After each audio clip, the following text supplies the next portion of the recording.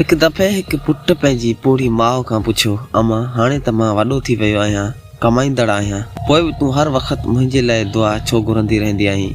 माउ मुर्की जवाब ॾिनो, पुट जॾहिं तूं नंढड़ो हुएं ऐं तोखे हलण न ईंदो हो तॾहिं मां तुंहिंजो हथ पकड़ींदी हुयसि त जीअं तूं किरी न पवीं। अॼु तूं वॾो त थी वियो आहीं, पर हिकु माउ जी नज़रनि में तूं अञा बि उहो ई नंढड़ो ॿारु आहीं जंहिंखे किरी पवण खां बचाइण लाइ मां अॼु बि पंहिंजी दुआनि जो हथ पकड़े बीठी आहियां।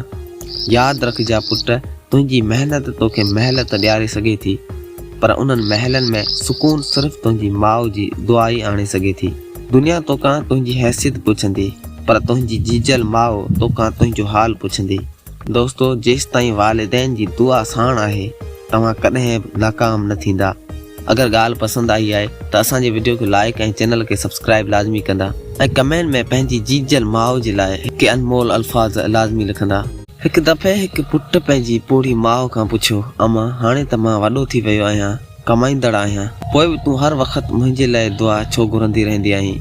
माउ मुर्की जवाब ॾिनो, पुट जॾहिं तूं नंढड़ो हुएं ऐं तोखे हलण न ईंदो हो तॾहिं मां तुंहिंजो हथ पकड़ींदी हुयसि त जीअं तूं किरी न पवीं।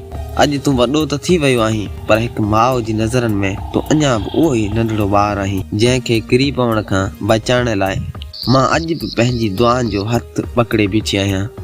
यादि रखजां पुट, तुंहिंजी महिनत तोखे महल त ॾियारे सघे थी, पर उन्हनि महलनि में सुकून सिर्फ़ु तुंहिंजी माउ जी दुआ ई आणे सघे थी। दुनिया तोखां तुंहिंजी हैसियत पुछंदी, पर तुंहिंजी जीजल माउ तोखां तुंहिंजो हाल पुछंदी।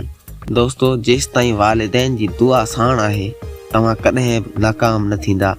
अगर ॻाल्हि पसंदि आई आहे त असांजे वीडियो खे लाइक ऐं चैनल खे सब्सक्राइब लाज़मी कंदा ऐं कमेंट में पंहिंजी जीजल माउ जे लाइ हिकु अनमोल अल्फाज़ लाज़मी लिखंदा।